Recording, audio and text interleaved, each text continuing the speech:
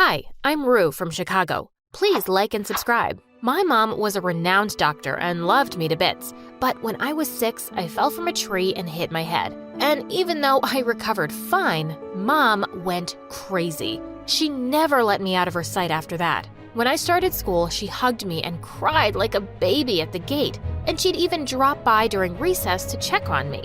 Blood? Oh my God, what happened? She picked me up and started running to the hospital.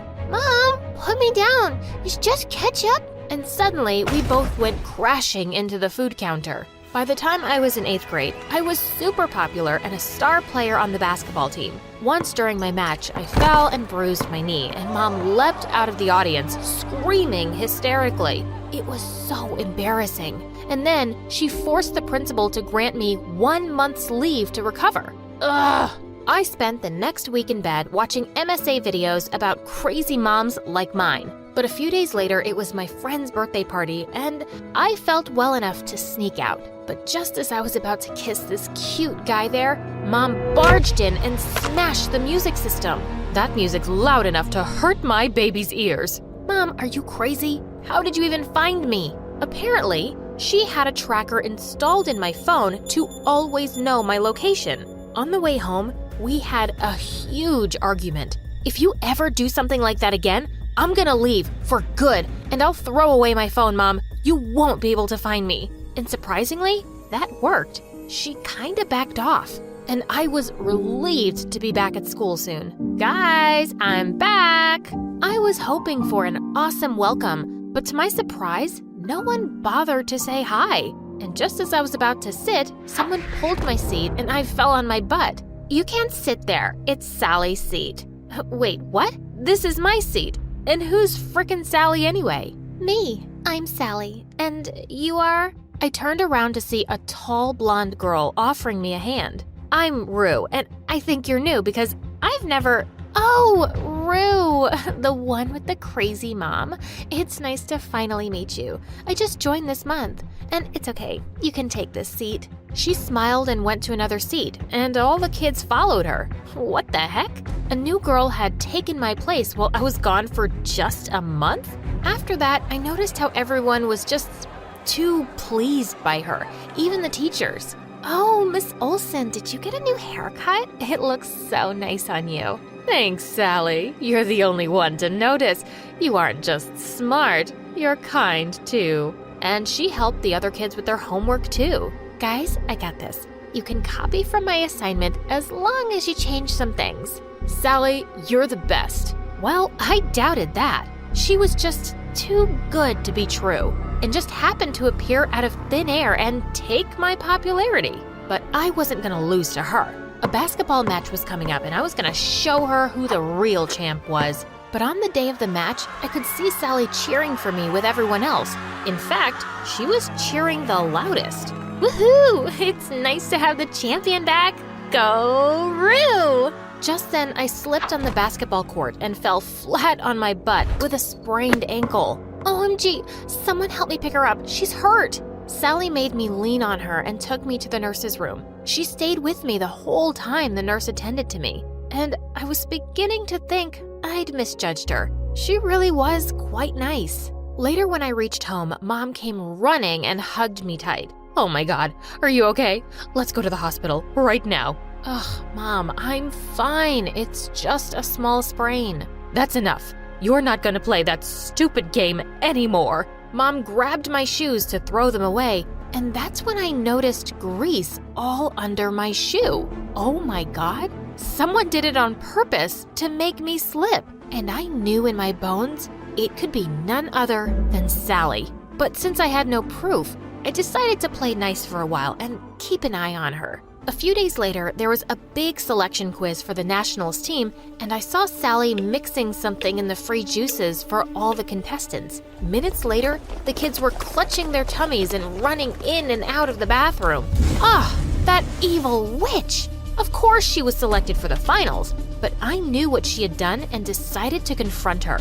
I followed her to the girls' washroom and pushed her to the wall. I'm not fooled by you, Sally. I know what you did there. I saw you mixing something. Oh, Rue, what's wrong with you? Why are you hitting me? And saying that, she slapped her own face really hard and started crying loudly. What? Suddenly, some girls came out of the washroom cubicles and pushed me aside. Gosh, Rue, look at her face. You slapped her so hard. It's all red. We're gonna tell the principal that you're bullying Sally. No, don't do that. I don't want to cause trouble. We should give Rue a chance to fix this. If she says sorry to me, I'll let it go this time. What the freaking frogs? Me? Say sorry to her? Ugh, no way. I pushed her harder this time and stormed out of there. But now I knew she was a cunning fox, and I had to play smarter than her. Soon, the elections for the new school president were announced, and I was super excited to participate. But guess who else was running for president? Sally! She already had loads of kids working for her campaign and making her posters. One day while I was in the library working on mine, I heard some noises. I went ahead to check, and I was shocked to see Sally bullying a kid. What do you mean you didn't complete my assignment? I need it back within an hour or I'll kick your butt, you moron. She took his glasses off and threw them on the ground and crushed them. The guy looked terrified as Sally walked away. Just then, I had a mind-blowing plan. I quickly went in and picked up the guy from the floor. Hey, you don't have to be scared of her, okay? I'll help you get rid of her, but you'll have to help me too. You just have to speak the truth in front of everyone, and I'll make sure she never lays a finger on you again. Deal? The guy looked at me with teary eyes and nodded. A few days later, we had an event where each candidate had to speak up in front of the entire school, and I was all set to see my plan in action. Minutes before Sally was about to come on stage, I was so happy to see the guy she'd bullied standing there already. Sally's whole act was about to be exposed. Yippee! I need to tell you all something. One of the candidates here is a chameleon who pretends to be your friend, but in reality, she's a bully. And saying that, he pointed at me. What in the father frickin' world? That's her, Rue. She even smashed my glasses the other day and put my head inside the toilet. She's a bully. What? Have you lost your mind? What are you talking about? It was Sally, can't you remember? She smashed your glasses. Who's Sally? And please, don't kill me. Please, someone save me from her. Saying that, he ran and hid behind the other kids, and all of them went bonkers on me. Rue, we already knew you could be a bully, and now you're blaming Sally for this? Everyone knows Sally would never do something this horrible. Yeah, we saw what happened in the washroom the other day. You're the bad person here, and you don't deserve to be the president. And they all started throwing paper balls at me. I ran out of there to save my butt, but I was so gonna kill Sally now. After the event was over, I followed Sally and saw her kissing that jerk who betrayed me in front of everyone. That's how she turned him on her side. She was such a devil. I heard them laughing and talking about how they'd humiliated me in front of everyone. I couldn't take it anymore. I went ahead and kicked him in the butt.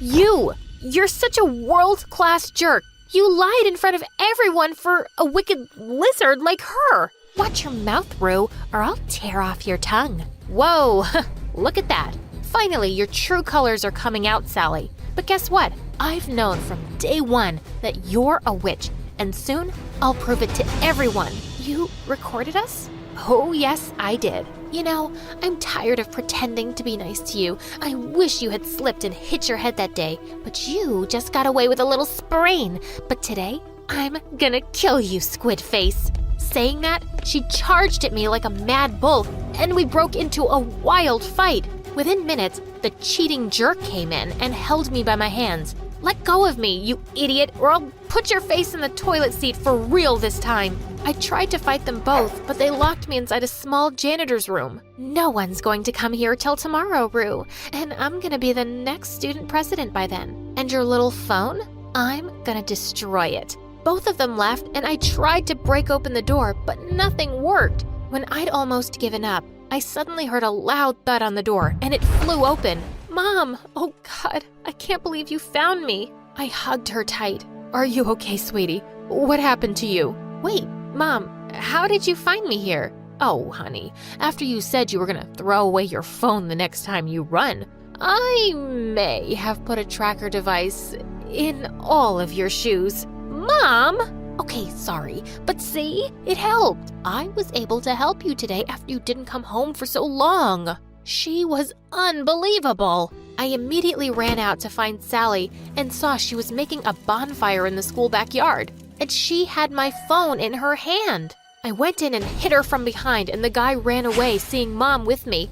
What are you doing? Let go of me, you witch! I'm gonna kill you this time. Oh, you can try, but you're not getting away with anything now. This time, I tied her and made sure she didn't run away until we called the principal and her parents. Oh, we are really sorry, but she has a histrionic personality disorder. Because of that, she wants to be noticed and praised all the time. We kept it out of her records when she joined this school. Oh, God. I didn't know I was taking such a dangerous kid. But you've been really brave, Rue. I'm gonna announce you as the next student president tomorrow. No, I'm the best one. I'm the best. She's nothing. Saying that, she broke the ties and leapt towards me. I'm gonna burn this entire school with you in it, loser.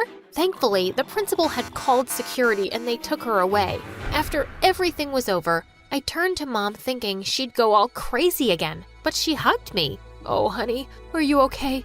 I was so scared. I'm fine, Mom. Thanks for saving my life today. I love you, but no more tracking devices, please. Hey, I'm Kenya, and I'll share my story of how I survived living in an orphanage. But first, make sure to like this video and hit subscribe. If you do it, the fairy godmother will bless your life with love and money. So I've been living in the orphanage for as long as I can remember. All I know is that my mother is in jail and my dad died in a car accident. Life at the orphanage was normal, but a bit dull. All the children had one dream, which was getting adopted by a nice family. Yet when I was 10, a new manager, Mr. Johnson, took over the orphanage. And let me tell you, we could smell trouble coming just by looking at him. On his first day, he told all the kids to gather in the dining room, and when he did, he made his first announcement with a strict tone. From now on, all rules will be changed. Anyone who does not follow them will be sent to the isolation room. All the children gasped in fear, but I didn't take his words seriously. So I said to Anna, my friend, "He is joking, isn't he?" Then he yelled, "Who said that?" Silence took over the room. No one said anything, but when he threatened one of the girls, she pointed at me. He told me to come forward and stand on the chair. Then he asked one of the teachers to bring some scissors. Then, to my complete horror, he started cutting my long, beautiful blonde hair while saying, "This is what you get for interrupting me. No one should speak in my presence." Tears started falling down my eyes, and all the children were terrified.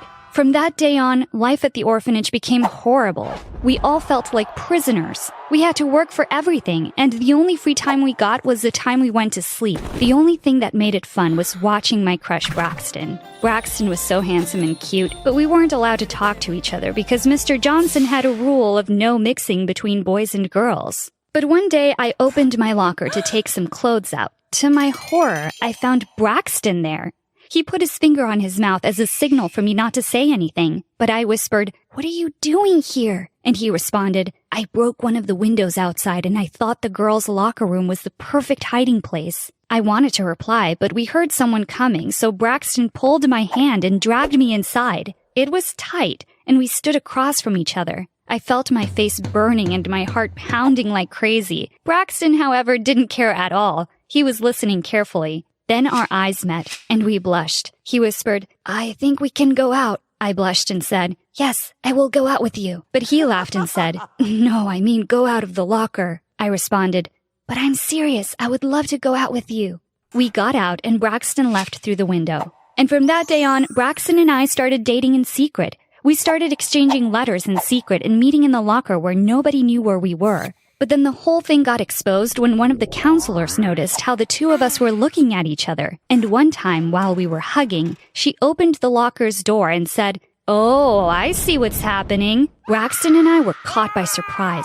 She looked at us angrily and told us to follow her to the office. We sat there waiting for the punishment, but instead she said, "Do you have any idea how much trouble you can get in by doing that?" Braxton and I sat in silence, feeling guilty. She let us out after half an hour of scolding. But when we got out, Braxton had a look of determination on his face. He turned to me and said, "We need to leave this horrible place." I objected. "We are only 16. We are too young. We won't be able to survive." But he insisted. "We can manage. I'm leaving tonight. You have to come with me. Meet me at midnight in the yard." Braxton left me a bit confused. I thought about it all night, but I came to the conclusion that the orphanage would be depressing without him. So at midnight, I packed everything I wanted and met him in the yard. We managed to skip the surveillance cameras and ran away, but we didn't know where to go. We kept walking in the street till morning came. After having breakfast, Braxton suggested that we start looking for a job. We only had $100 that Braxton had managed to steal from one of the counselor's purses. We agreed to meet at the same spot several hours later, and we both went asking for jobs. But unfortunately, no one wanted to hire us because we were too young. At night, we managed to get a room in a motel. "Oh my God, the smell is unbearable in the room," I said, feeling disgusted. Braxton, "Well, it's better than sleeping on the street. You'll get used to it." A week went by with both of us looking for a job. Braxton lied about his age and got a job at a fast food restaurant, but I wasn't as lucky as him. So at the end of that week, Braxton told me, "Hey, Kenya, we need to split up. I can't provide for the both of us anymore." I looked at his face.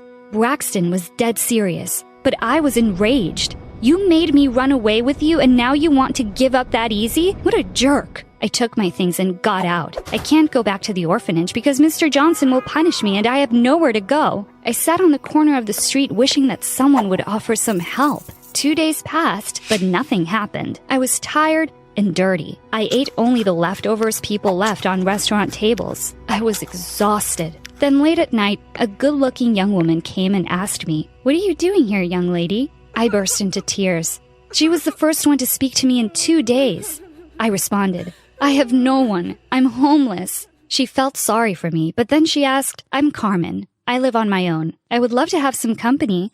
Would you like to live with me?" I couldn't resist her offer. I needed help, so I immediately said yes. The woman took me to her house. She offered me some food, and I ate like a savage girl. She showed me to my room, and I slept like a baby. However, the next day over breakfast, she said, "You can't just live here for free. You have to work for it." I looked at her with a surprised look on my face, but she continued, "Don't worry, it's a cleaning business. I clean rich people's houses and get paid for it. I'll pay you, of course." The whole thing looked tempting. I'll work and get some money. It doesn't seem so bad. But that's not what happened. On our first cleaning day, we went to this magnificent mansion. The owner gave the keys to Carmen and then went to play some golf. Carmen took some cleaning tools out and told me to sweep the floor while she went checking the rooms. I knew what she was doing was wrong, but I couldn't stop her. I kept cleaning silently. At the end of the day, the owner came back and handed Carmen $1,000. On our way home, Carmen took $200 and gave it to me and said, "You've earned this." I looked at her with pure aversion. Carmen didn't help me at all. She left me to clean all by myself. I deserved half of that $1,000. But I was too exhausted to say anything, so I kept my mouth shut. But this kept on happening. I'd die cleaning those houses, and Carmen would get paid for us both. I also noticed that she would hide things in her little bag. One time, when she was checking a painting on the wall, I opened the bag and noticed a diamond ring. I gasped and closed the bag as fast as I could. That night, I made my decision to steal. If I want to live a better life, I need to start making money. If Carmen does it, then I can do it too. So I started stealing small things from the houses. Little pieces of jewelry, small wooden antiques, and expensive gold pens. But I didn't keep them with me. I sold them by going to antique stores. I hid the money I got in a private place, and I showed Carmen that I was grateful for her hospitality, so she didn't suspect me. Things went like that for 2 years, until one night, we heard someone knock on the door. Carmen went to answer. It was the police. I shivered as the officer told her that she was under arrest. The owner of the last house we visited had caught her on camera stealing his wife's jewelry. When they left, I couldn't sit still. I packed my bags and got my money out. I decided to move out. I rented a tiny apartment for me and got back to working as the main cleaning lady. I knew all our clients, and now they would pay me good money that I wouldn't have to steal. And because I was so good at cleaning, I started getting more clients. One of them was called Robin. Robin was in his 20s and he was so hot. Whenever he was in the house, I couldn't take my eyes off him. There was one problem though. He was married. Weeks passed with me watching him. At first, he seemed like he didn't care. But then one afternoon while I was cleaning the kitchen, he came in and said, "I know how you are feeling. I feel the same way too." I blushed and looked at him and said, "Oh, really?" He didn't answer. He just came and kissed me. Robin and I started dating in secret, and I thought that it was not that bad to steal from his house. After all, he was enjoying my company.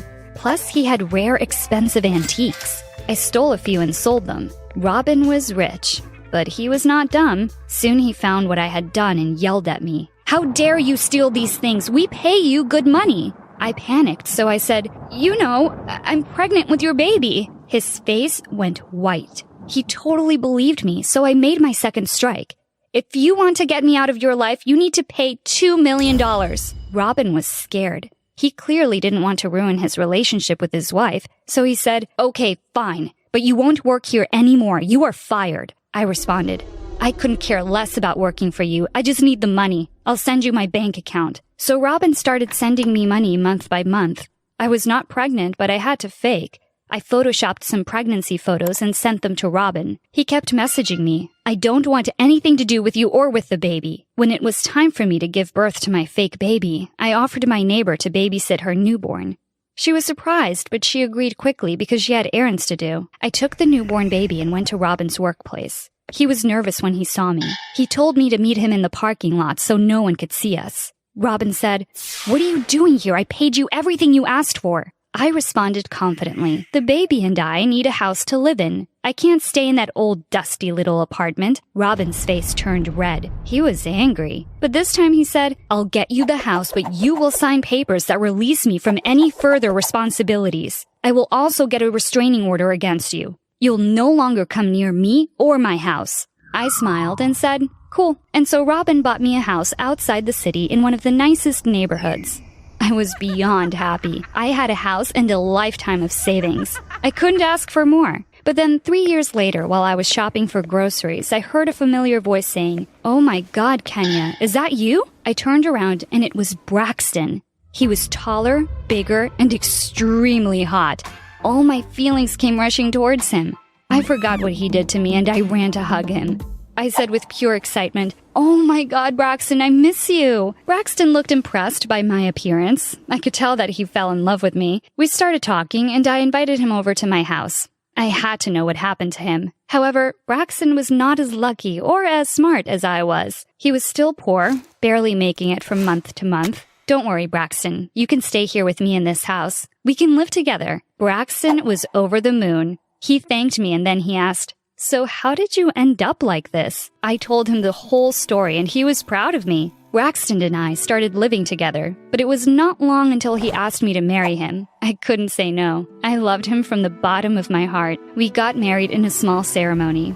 I was so happy. But later, I started to get worried because I couldn't have a baby. We tried so much, but it didn't work. And when we got to the doctor, he told me the biggest shock of my life. "I'm sorry, but it seems that you can't have kids." I felt the world crashing down. I loved kids. I want to hold a baby of my own. When we got home, Braxton wasn't himself, so I asked, "What's wrong?" And he responded, "Maybe we can't have kids because of what you did. Don't you think it's a punishment?" I felt my blood boil. Was he judging me now? I left and went to my room. I couldn't stop thinking about what he said. When morning came, I had already made my decision. I told him over breakfast, "I think you are right. I've done such horrible things. I'll donate half of my money to the orphanage. They need it." Braxton smiled and said, "I'll make sure they receive it." I wrote a check and gave it to Braxton. I didn't want to go with him. The orphanage brought bad memories. I decided to wait for him in the house. I waited and waited, but Braxton never came back. I tried calling him multiple times, but his phone was out of reach. Where the hell did he go? I waited for Braxton 2 more days, but he never came back. I realized that he'd stolen the check and ran away. I felt so stupid, but that wasn't it. When I looked through his stuff to try and find something that might lead me to where he was hiding, I noticed 2 packs of pregnancy pills. He was giving them to me so I wouldn't get pregnant. That's why he was so determined to give me a glass of water before going to bed every day. I fell on the ground out of despair. 15 years later, I'm now 38. I lost everything I had because I got addicted to gambling. I'm so pathetic that no one wants to marry me. I'm